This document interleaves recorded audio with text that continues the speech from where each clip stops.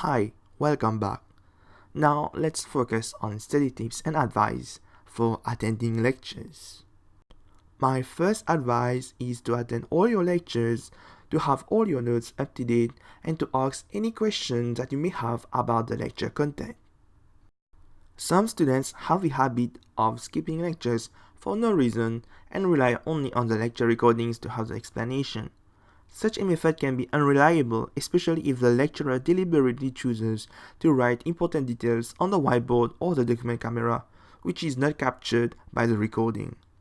Sometimes, the sound quality of the videos can be so bad that it becomes impossible to listen to what the lecturer is saying.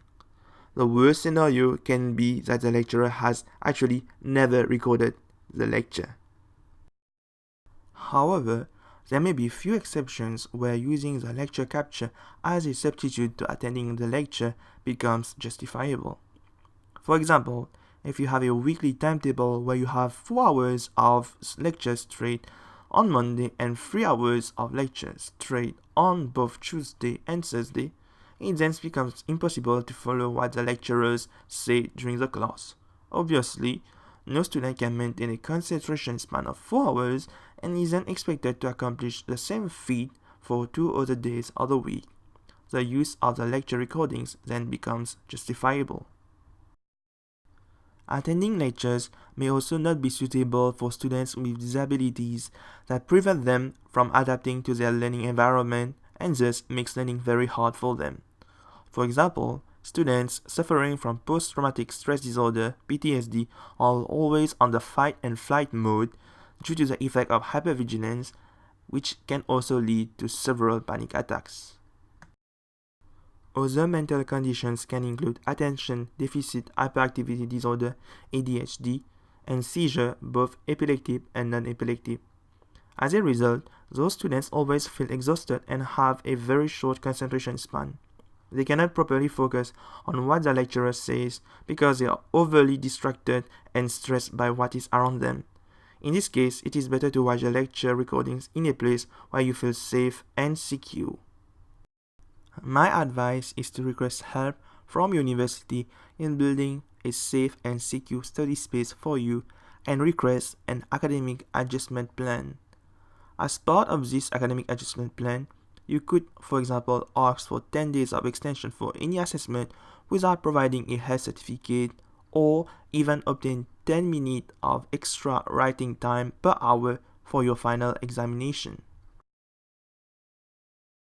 My second advice is to be always on time for all your lectures. If you arrive late for a lecture, you may miss some important explanation or announcement made by the lecturer, or even end up distracting other students. So, set your alarm clock at the proper time. And if you live far from the university, I would advise you to properly check your train, tram, or bus schedule to ensure that you don't miss the transport.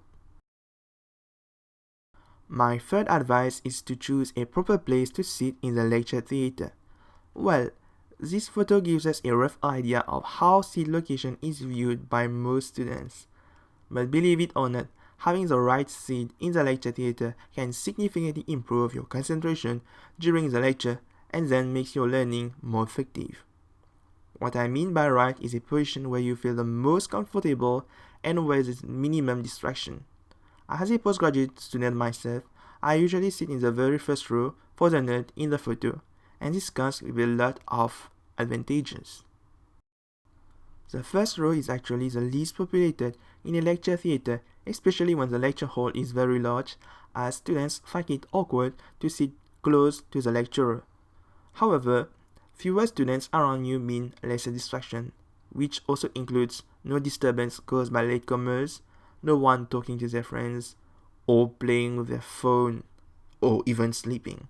This is definitely the perfect spot for those who hate distractions. Another benefit is that at the end of each lecture, I'm always the first student to speak to the lecturer. Before, I had to queue up to talk to the professor and even waited for several minutes just to have my questions answered by the lecturer, which was pretty annoying. I also think that networking with your professor becomes easier, that is, the process of getting to know the lecturer and letting yourself be known by the lecturer. Finally, when you sit in the front rows, it's easier for you to read what is written on the overhead projector, and thus you can take the notes faster. This was an example about how choosing the right seat position can make your learning during the lecture more efficient. Of course, no seat is reserved in the lecture theater because it's first come, first serve. So, you need to come to your lectures early. Finally, to avoid distracting yourself, don't forget to switch off your mobile phone or to put it in the silent mode. My last advice is to always sit next to your study partner during the lecture. A study partner is a friend or a classmate who can complement your study skills and is basically on the same level as you are. Both of you can work together to discuss topics and solve ambiguities related to the notes with the goal of helping each other progress faster in the learning processes. As you often hear, two heads are definitely better than one. Finally, the most challenging part of a lecture is to stay focused. One way to overcome fatigue, boredom, and distraction is to say to yourself, "I got to find questions to ask the lecturer today." By declaring this aloud, you're kind of programming your subconscious mind to have a longer concentration span and to be less likely affected by the noise in your surrounding environment. And don't be shy to ask any question during the lecture itself.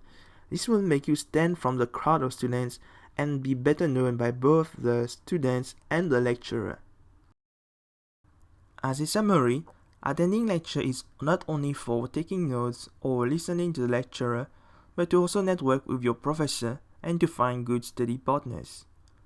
As advised, we talk about attending all your lecture, to be always on time for all your lecture, to choose a proper seat position in your lecture, and to sit next to your study partners during the class. Finally, you have to say to yourself, "I got to find questions to ask the lecturer today."